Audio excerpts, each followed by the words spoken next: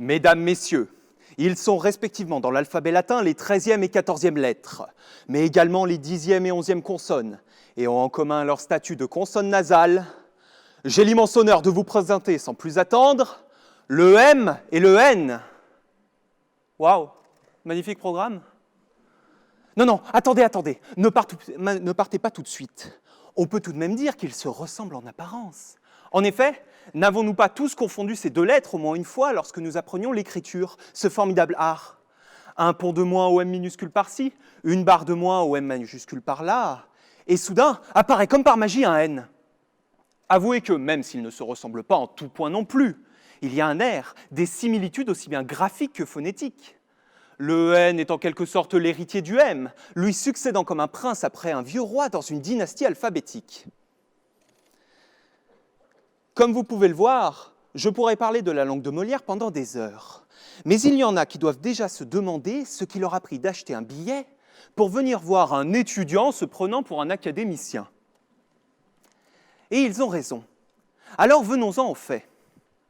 Si dans l'alphabet, il n'y a rien entre M et N parce que ces deux lettres se suivent, n'y a-t-il pas autre chose derrière tout ceci? Un sens caché, par exemple.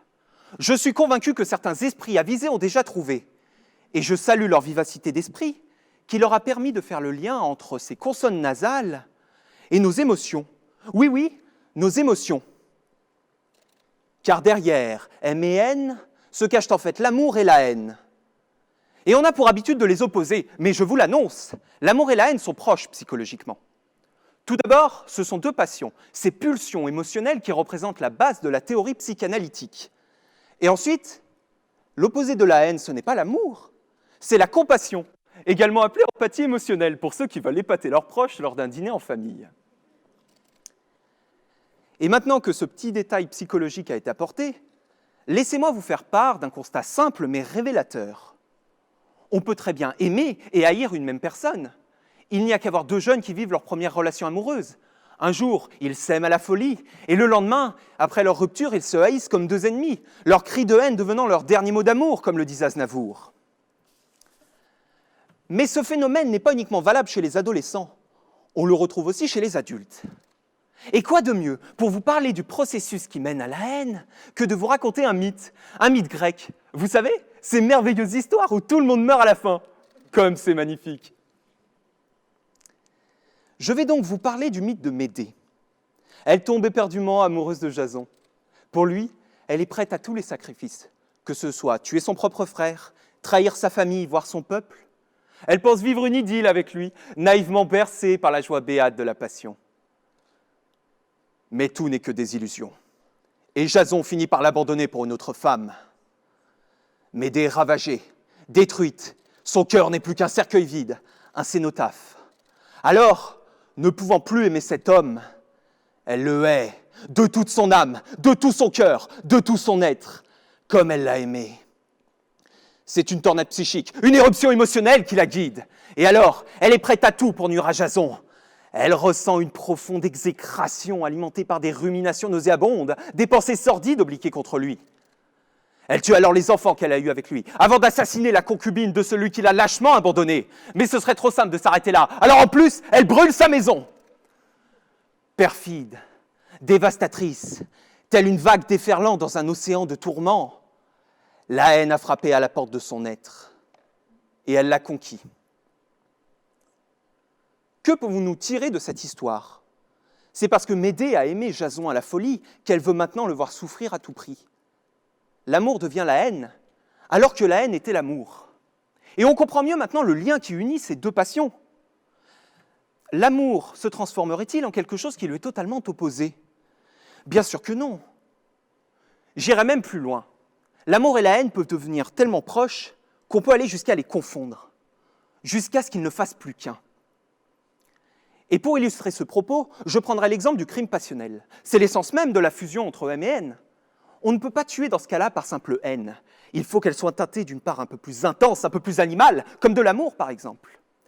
Et alors, on n'arrive plus à les différencier. On tue parce qu'on est, parce qu'on aime, mais qu'on est en même temps. On aime, on déteste, mais on ne peut plus se passer de l'autre. Et alors, pris d'une pulsion meurtrière, on tue cette personne, mais on veut la revoir, on regrette amèrement de l'avoir perdue. Et puis tout d'un coup, l'idée de la rencontrer nous devient tout simplement insupportable. Comme vous l'aurez compris, les personnes qui commettent ce genre de crime sont dans un état psychologique chaotique. C'est l'égarement le plus total.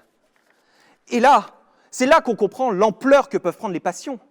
Combien d'hommes ayant tué leur compagne ou ex-compagne, ou de femmes ayant tué leur compagnon ou ex-compagnon, sont ensuite totalement dévastés sans comprendre ce qui leur a pris.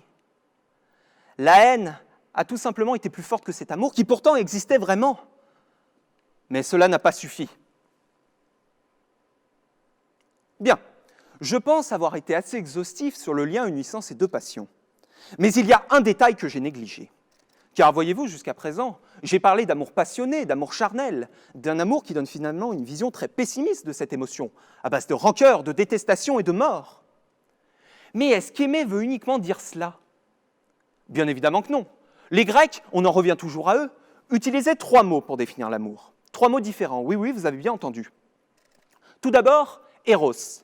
C'est l'amour dont nous avons parlé tout au long de ce discours, celui qui qualifie la relation de Médée à Jason, excusez-moi. Et puis, il y a 2 autres mots. Philia. Il s'agit de l'amitié spontanée. Par exemple, vous marchez dans la rue et tout d'un coup, vous croisez un ami sans vous y attendre. Vous avez alors un sourire spontané qui vient à vos lèvres. Philia, c'est apprécier la plaisance de l'autre indépendamment de tout calcul. Et puis, il y a agapé. Agapé, c'est l'amour de charité, l'amour inconditionnel, celui qu'on appelle l'amour chrétien, qui consiste à tendre l'autre joue lorsque nous avons déjà reçu une gifle, à aimer notre ennemi. Cela peut paraître extrême, totalement idiot aux yeux de certains, mais je vous donnerai un exemple qui dissipera toutes vos suspicions. Et pour cela, je m'adresse aux parents dans cette assemblée. Si votre enfant faisait quelque chose de très très grave, comme tuer quelqu'un, ou vous annoncer qu'il ou elle est fan de Justin Bieber, non, ne riez pas, c'est extrêmement grave. Pourriez-vous le haïr ? La réponse est évidemment non, vous ne le pourriez pas, parce que c'est votre enfant, que vous l'avez nourri, aimé et vu grandir. C'est la chair de votre chair, le sang de votre sang. Comment pourriez-vous ressentir de telles horreurs à l'égard de ce petit être que vous avez jadis porté dans vos bras alors qu'il était si fragile, à la merci des dangers du monde ? La nature a bien fait les choses, car cela va tout simplement au-delà de toute volonté. Un parent ne peut pas haïr son enfant. J'en ai maintenant fini avec ces 3 mots. Quelles conclusions pouvons-nous tirer de cette parenthèse philosophique ? Entre M et N, il peut y avoir un fossé. Celui de la fraternité pour philia et celui de la compassion, opposé de la haine pour agapé. Dire qu'il n'y a rien entre M et N serait donc simpliste et réducteur. Et les limiter à la simple manifestation de pulsion, comme le faisait Sigmund Freud, est donc une erreur. Laconiquement, je dirais donc que l'amour et la haine, à la manière de certaines présomptions juridiques, ne sont pas irréfragablement liés l'un à l'autre. Par conséquent, ils peuvent être dissociables. Sauf dans le cas d'Eros, car nous avons vu qu'il s'agissait de la seule forme d'amour éligible à la haine, la seule forme d'amour, où ce lien qui faisait tant de ravages subsistait. Nous devons donc nous en protéger. Alors, souvenons-nous d'une chose. Si nous voulons nous libérer de quelqu'un, ne cédons ni à la haine ni à l'amour, parce que la haine est aussi puissante, si ce n'est plus que l'amour. Soyons tout simplement indifférents.